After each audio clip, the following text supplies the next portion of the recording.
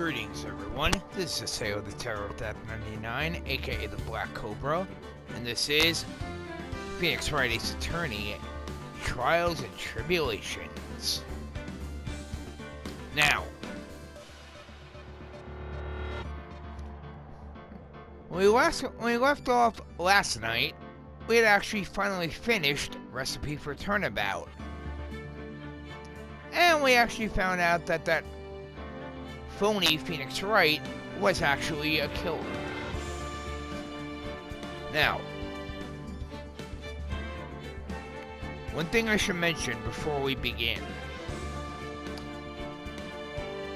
This next case is going to be hands down one of the biggest, possibly the biggest tearjerker in the entire Phoenix Wright franchise.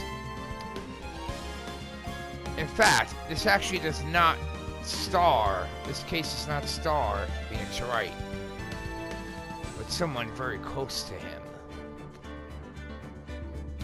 This is Turnabout Beginnings. Let's begin, shall we?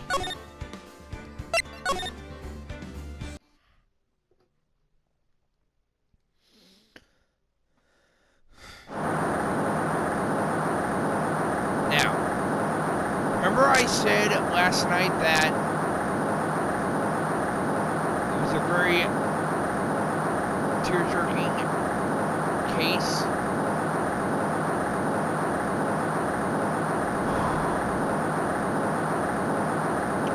Well, we'll see.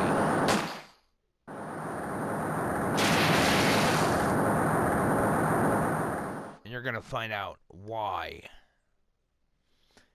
This is actually one of the shorter cases, but trust me, this is going to be a huge, huge tearjerker.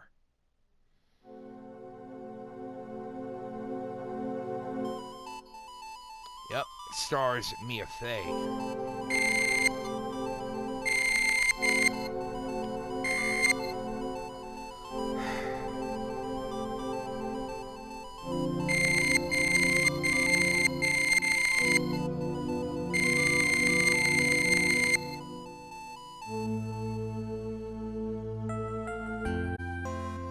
Her first client was a death row inmate who had recently broken out of prison.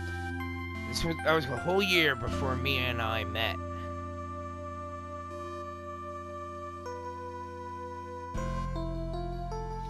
Six years earlier, Mia Fey's first trial.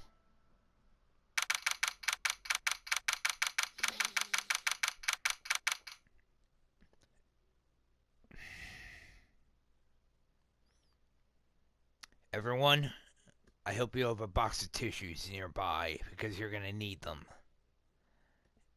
And I would definitely buckle up because this is a very, very rough case.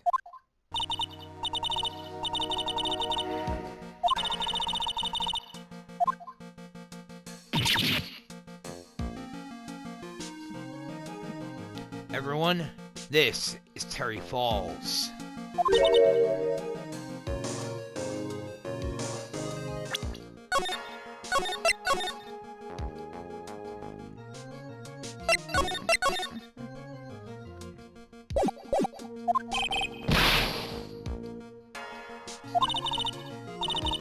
Terry Falls, my first client. Sentenced to death 5 years ago, and now a prison escapee.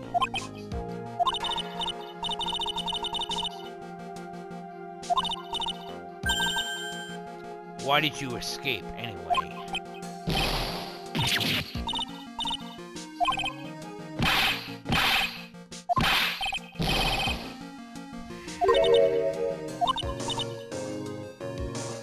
Mr. Falls, the police just recaptured you 2 days ago.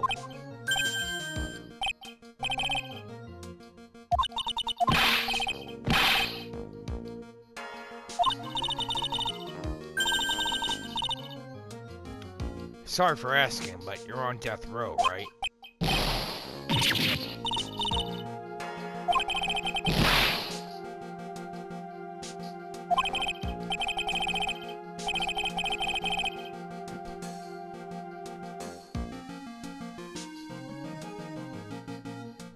Now, before we continue, there's one thing I should mention.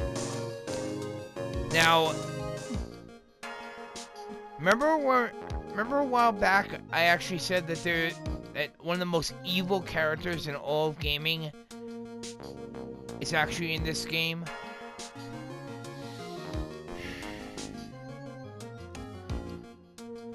Well, you're gonna find out about her in this case. Not gonna reveal who she is, but you're gonna find out.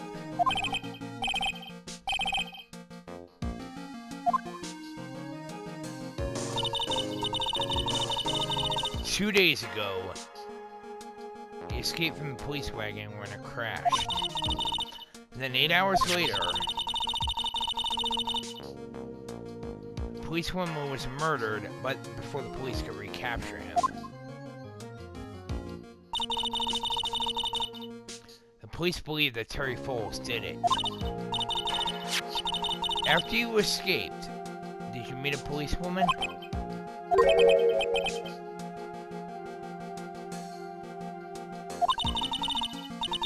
So that much is true. He did meet with the victim.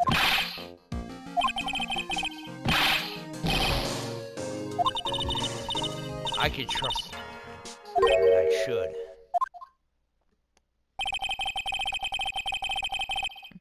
This guy looks very familiar, doesn't he? Everyone, this is actually Mia's former mentor. Guy by the name of Diego Armando.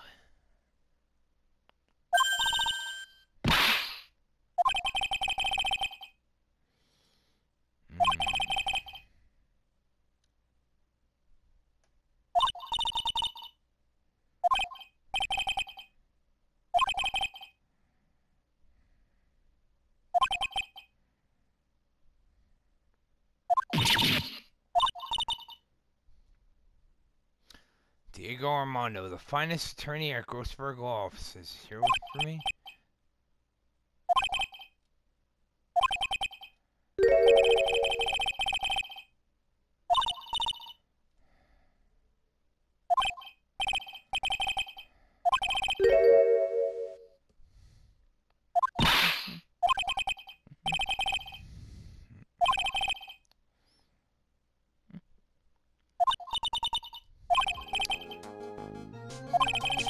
The guy who he's referring to, I'm assuming, is Miles Edgeworth. The solitary confinement cell for the condemned must be the world's loneliest place. And that's what my client ran away from. Every other lawyer gave up on him, but not me. When I saw those overflowing eyes and heard that simple childlike voice, I just had the feeling that he was telling the truth.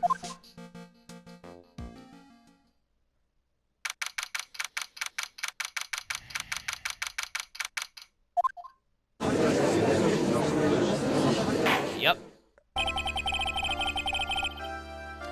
Court is now in session for the trial of Mr. Terry Foles. Defense is ready, Your Honor. Well, look who it is.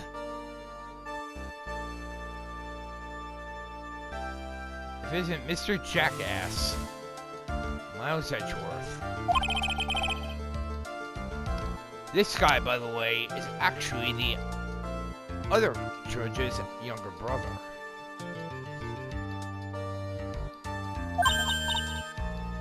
Yes, Your Honor.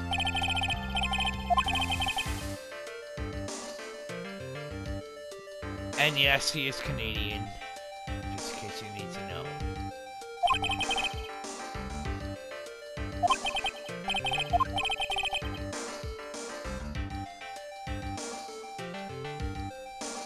Well, doesn't this look familiar? Yup. Well, this is most likely going to be happening in the final case. I might as well admit it. This guy is Godot, aka Diego Armando.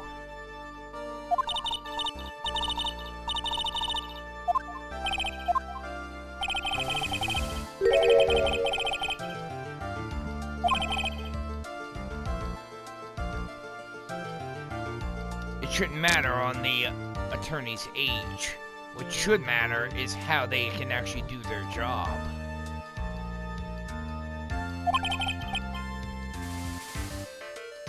Two days ago, he escaped from a police wagon. Is that correct?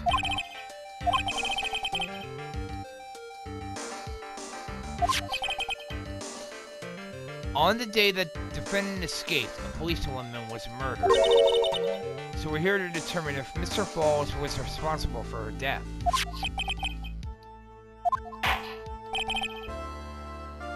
Well then, Mr. Edgeworth, let's hear your opening statement. Yes, Your Honor. It was 5 years ago. The defendant, Terry Falls, was sentenced to death in this very court. His crimes were kidnapping, extortion, and murder. The girl he threw off the bridge was only 14 years old.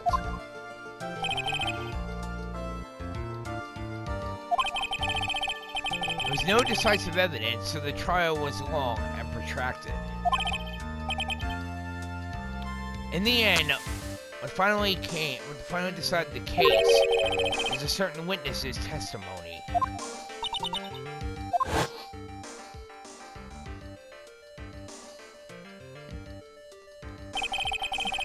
Testimony of Detective Valerie Hawthorne, the person who confronted this criminal.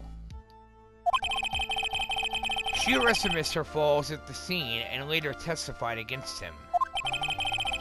She said she witnessed Mr. Falls throw his young victim into the river.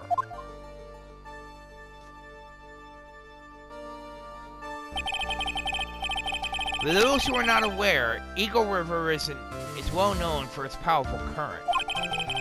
Most bodies that fall into the river are never recovered. So Ms. Hawthorne's testimony was the one that put him away.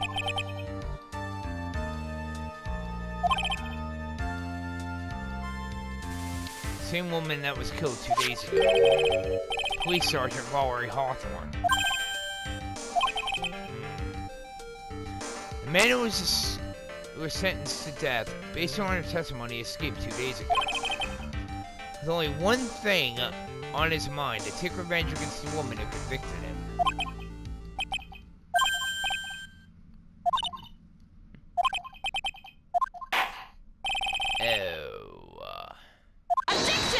Objection, Your Honor.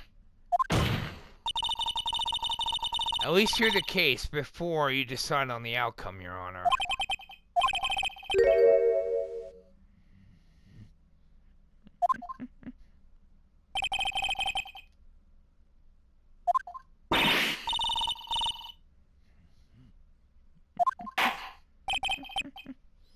Now then, Mr. Edgeworth, please call your first witness.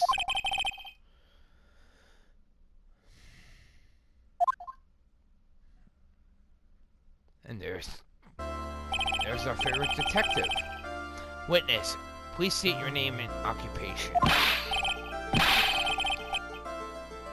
That is Detective Richard Gumshoe.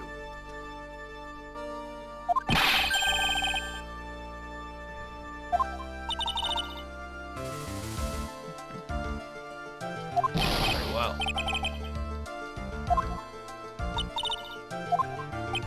What is it?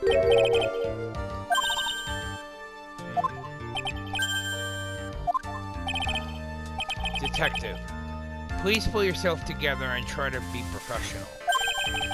Otherwise, I'll write you up on contempt so quick that something other than your heart will ache.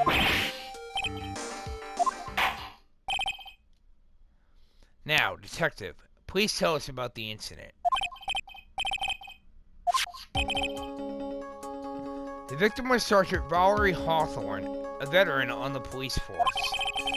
She was stabbed in the back with a knife and died from excessive blood loss. That much is already stated in the autopsy report. The court would like to hear more details about the incident itself.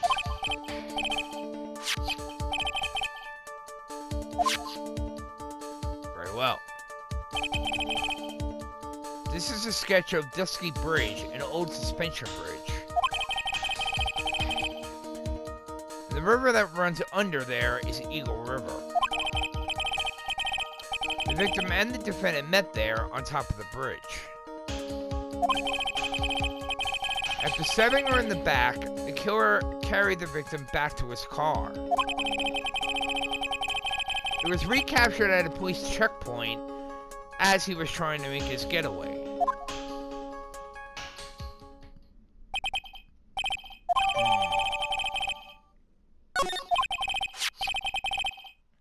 Was the victim's blood found on the bridge? The victim, Sergeant Valerie Hawthorne, was wearing a thick coat. Unfortunately, no traces of blood were found on the bridge. Mr. Edgeworth, I warn you that I absolutely despise conjecture. If there was no blood on the bridge, then you have no proof that they even met there.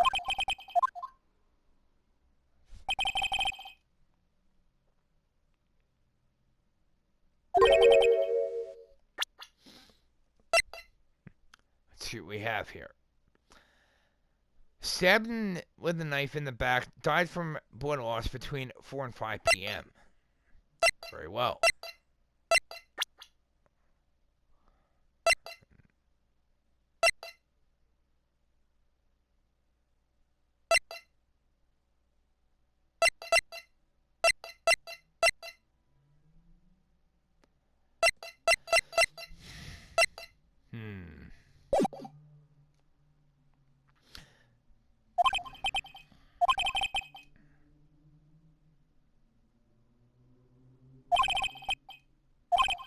Detective, please proceed with your testimony.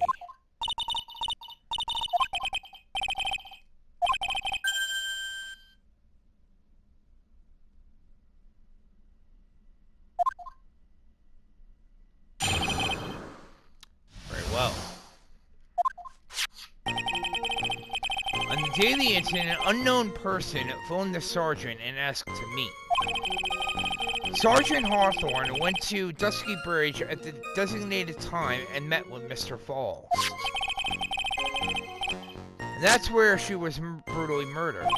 The criminal stuffed her body into his car trunk and tried to make a getaway. Mr. Falls was arrested at a police checkpoint we set up at the base of the mountain.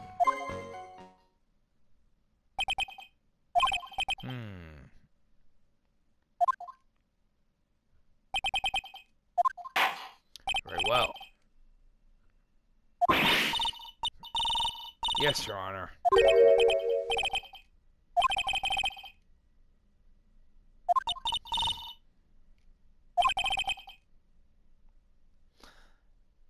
A courtroom can be a cold battlefield, all right. Especially for a beginner.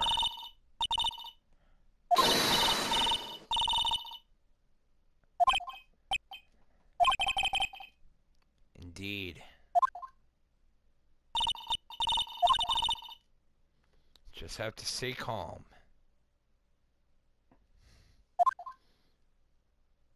Very well.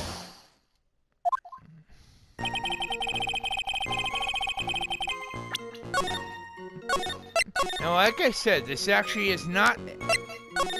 It's actually not a short... It's actually not a long case, so... I might actually be able to finish it tonight. If I don't, then I'll just settle for Sunday night. It's an unknown person. You have no idea who it might be, correct?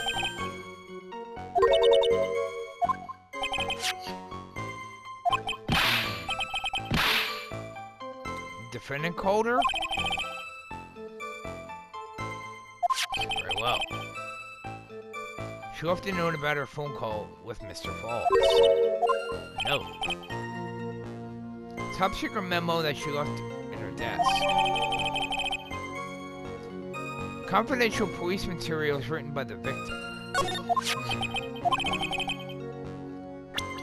Let's take a look, shall we?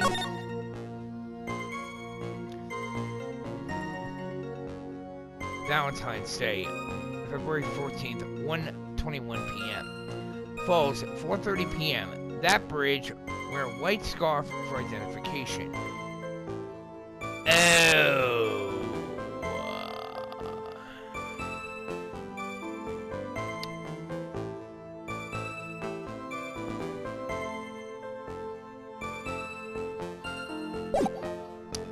Yep. I don't think I need to continue. I don't think I need to go on any further with that.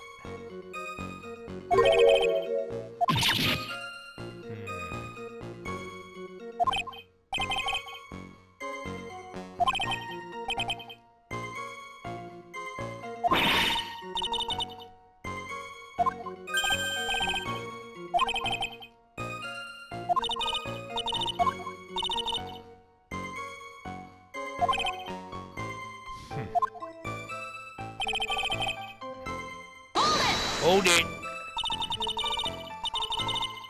Bridge up in the mountains? But why meet there?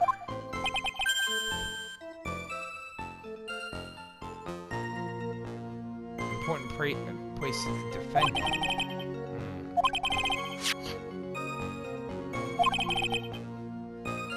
Chase onto a bridge, and that is where he killed his hostage.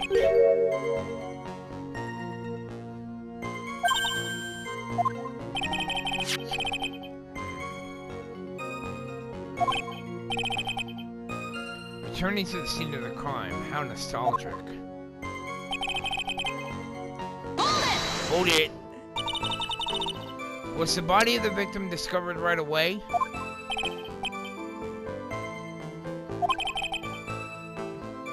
Found the criminal within 1 hour of the murder.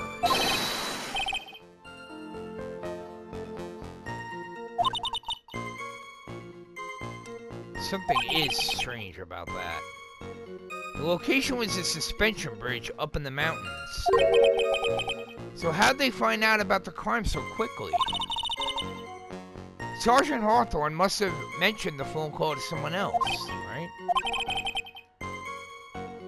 If that's what happened, then she wouldn't have been killed.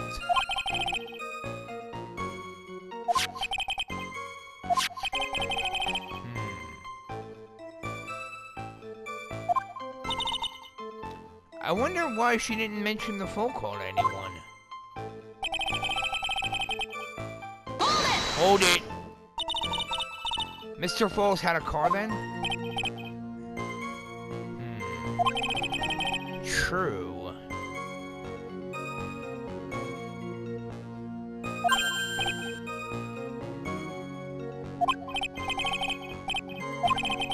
Stolen. Stole from a young couple that had been waiting at a red light.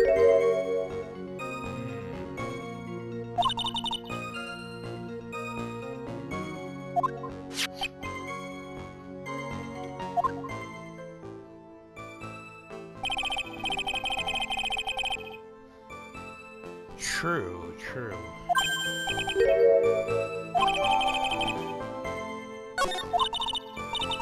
The victim, she was stabbed in the back, correct?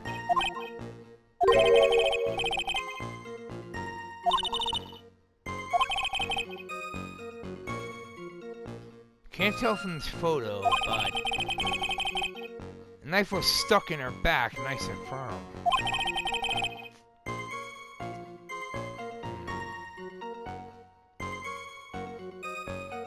Very important information. True. Detective, was there anything strange or noteworthy in the trunk of the car?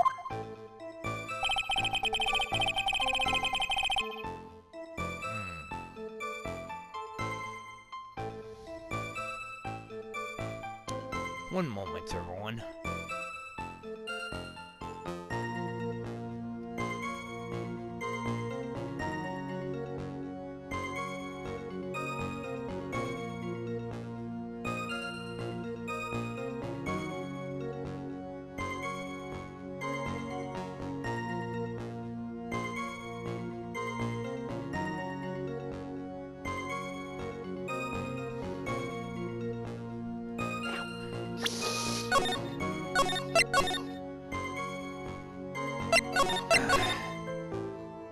Sorry about that, everyone. Been a little sore. Hold it! What did the defendant have to say about this photo?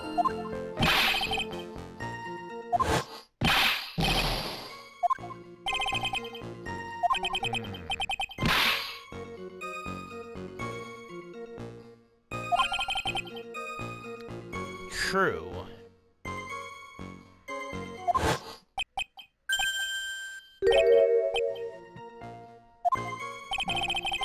Obviously, he's mentally retarded. And no, I'm not trying to insult anyone.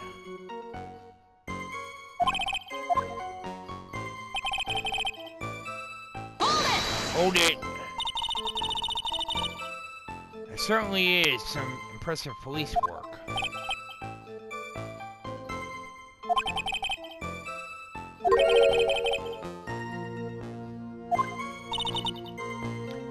What do you mean it was too close for comfort? Reaching me at 4:30 p.m. It takes approximately 30 minutes to go from the bridge to the checkpoint. True.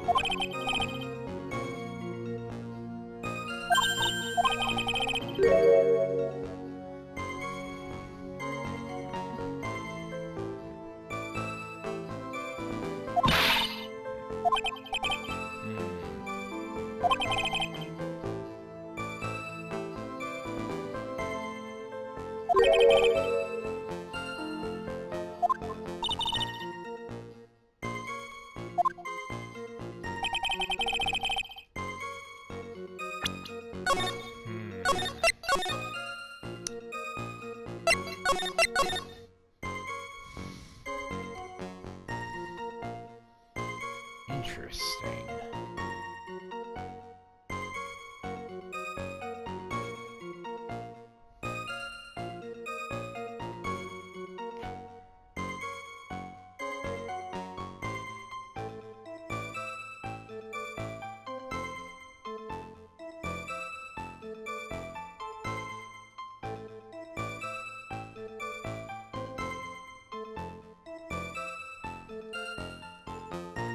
Wait a second. I gotta see something.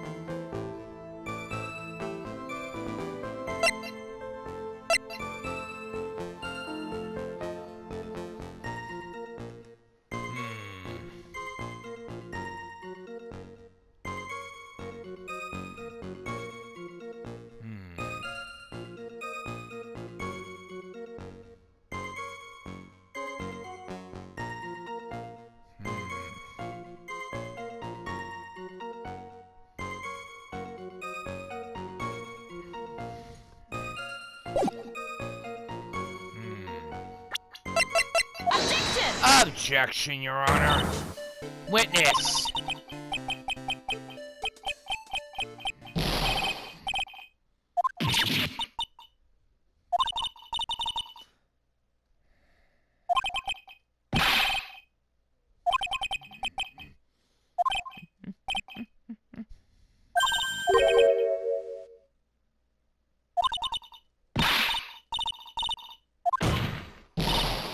Detective. This photograph. You said there was nothing peculiar about it. Is that correct? Well then, I suggest you take another look at the note written by the victim. It very clearly says, wear a white scarf for identification. The caller must have forgotten what the victim looked like. Thus, this special request. I have one very simple question for you, Detective. Where is that white scarf? I can't seem to find it in the photograph.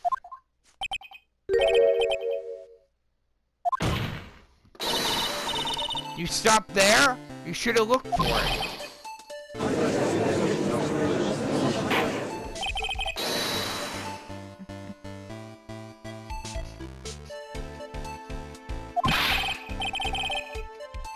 Well, Mr. Edgeworth, what do you have to say about this?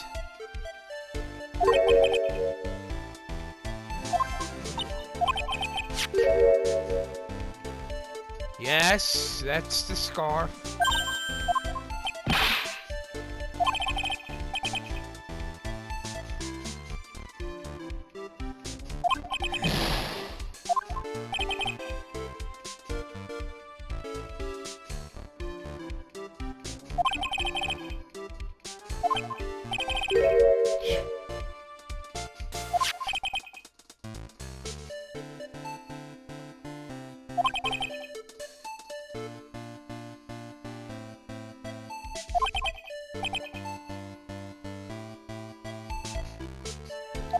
Seems so. It's drizzling on the mountain that day. For Prosecutor Edgeworth, he was intentionally hiding that scarf the entire time. Very well.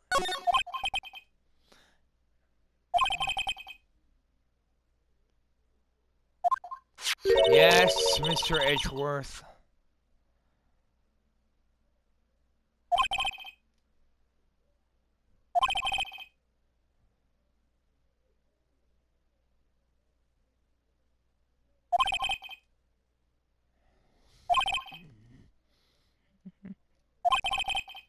Very well.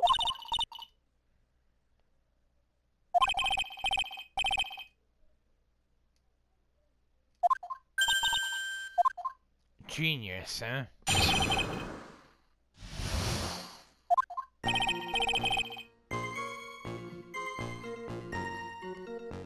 As an eyewitness who was there when the incident took place.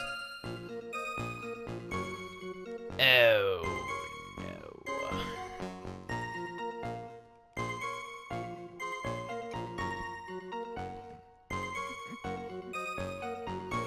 This photo was accidentally taken by the witness. It shows the victim wearing the scarf. It's drizzling that day. Unfortunately, it's a little hard to see what's going on. Anyway. The criminal shoved the victim down from behind and stabbed her in the back. That must have been when the scarf fell off.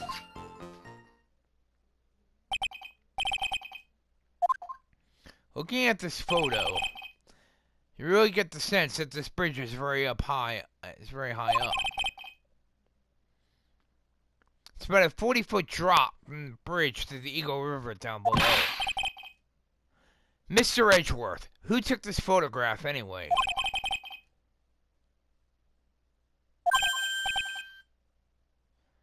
Potential witness.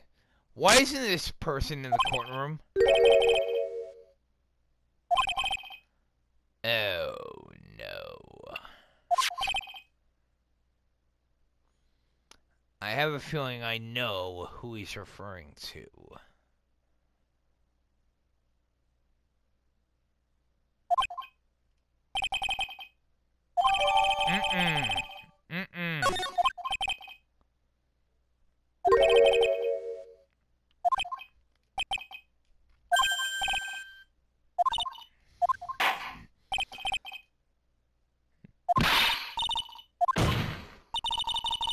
I haven't even finished my cross-examination yet.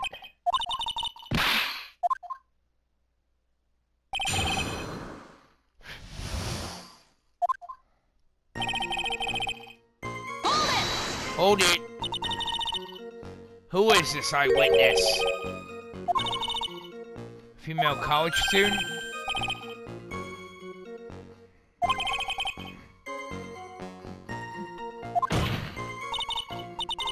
Maybe so. As the attorney for the defense, I have the right to cross-examine her. Objection!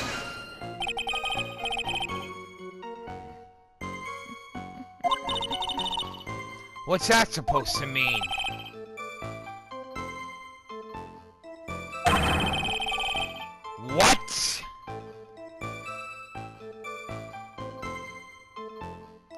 Vague testimony of a female college student? I think not.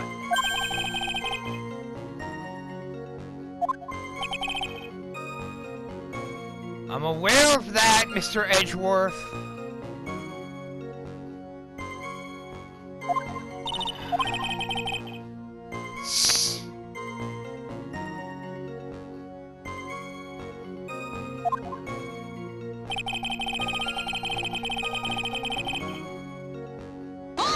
Hold it. The victim is wearing a scarf in the photo, alright. So about the witness who took this photo. What was this person doing all the way in the mountains?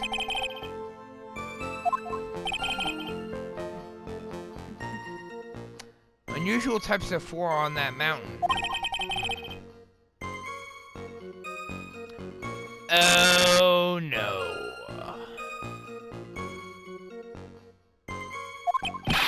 No. No, no, no, no, no, no. Oh, no.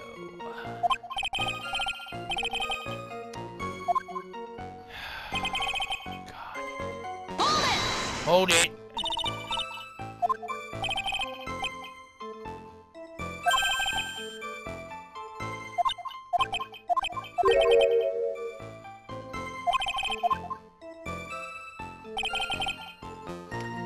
The point is that the area was quite damp. There was even some fog.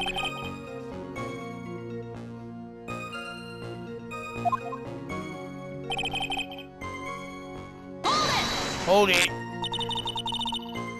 Is that part of the witness's testimony as well?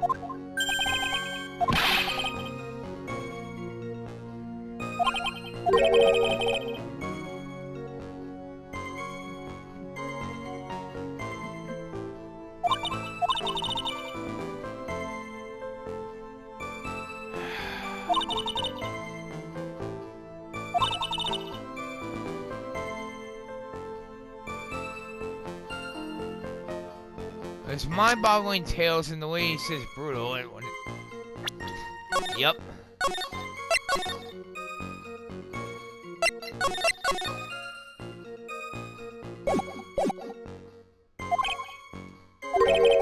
Indeed he is.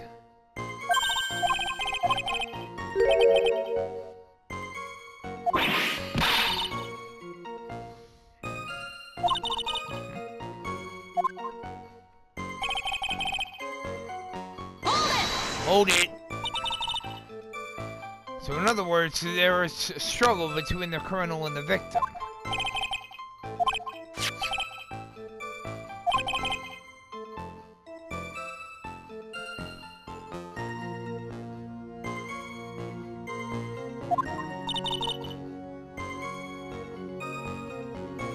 The bridge was probably wet too, which would explain why the scarf was all covered in mud. However, there's something about this testimony that's still bothering me.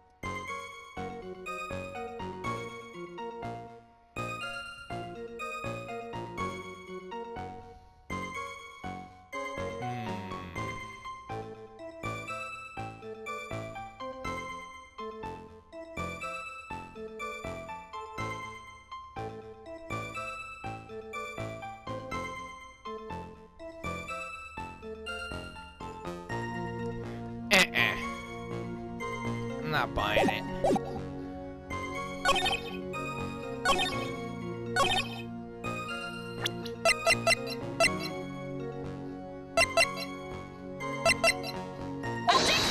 Objection, Your Honor.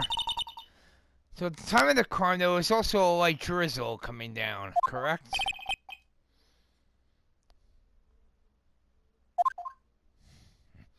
No, I'm not buying it.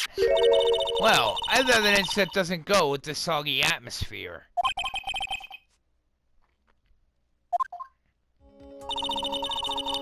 Considering the conditions at the scene of the crime, something isn't right.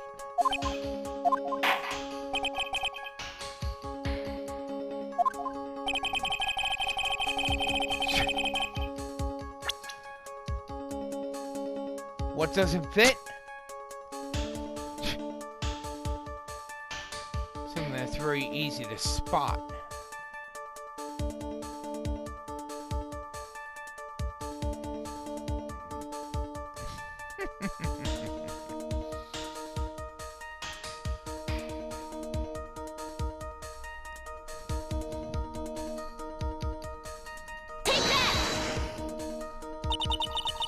Naturally, the answer is right here.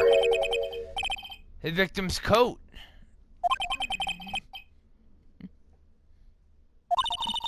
That's exactly what's strange. Recall the testimony.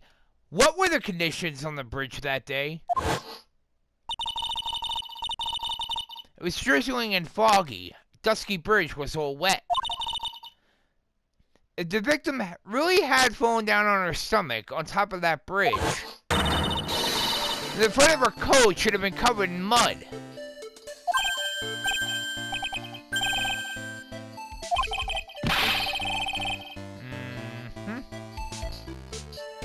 Objection!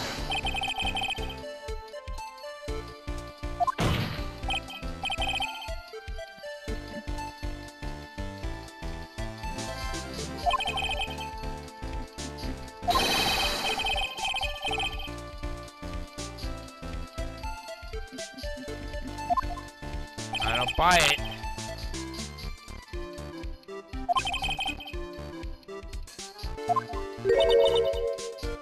Surface of the bridge.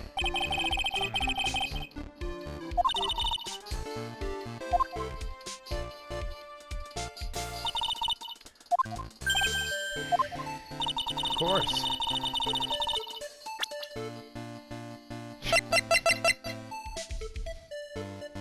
Her scarf was muddy.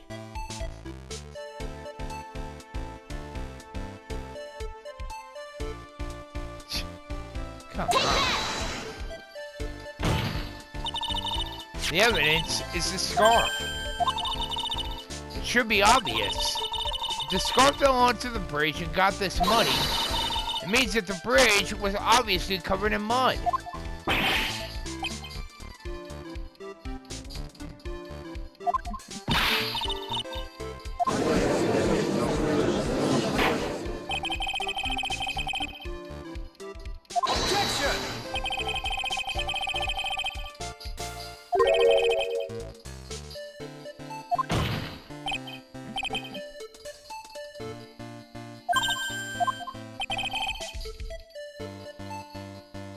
Explain yourself then, Mr. Edgeworth.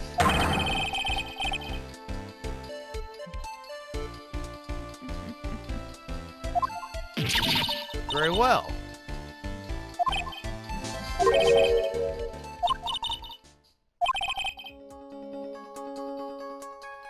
No matter what he says, a contradiction always comes down to a lie. It's either the victim discovered in the trunk, the witness's photo showing the defendant and the victim, or the witness's testimony that stated she saw the moment of the murder.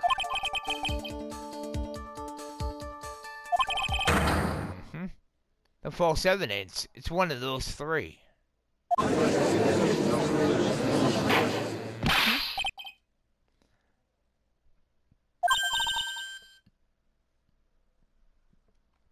Ah, the coffee aficionado. Indeed.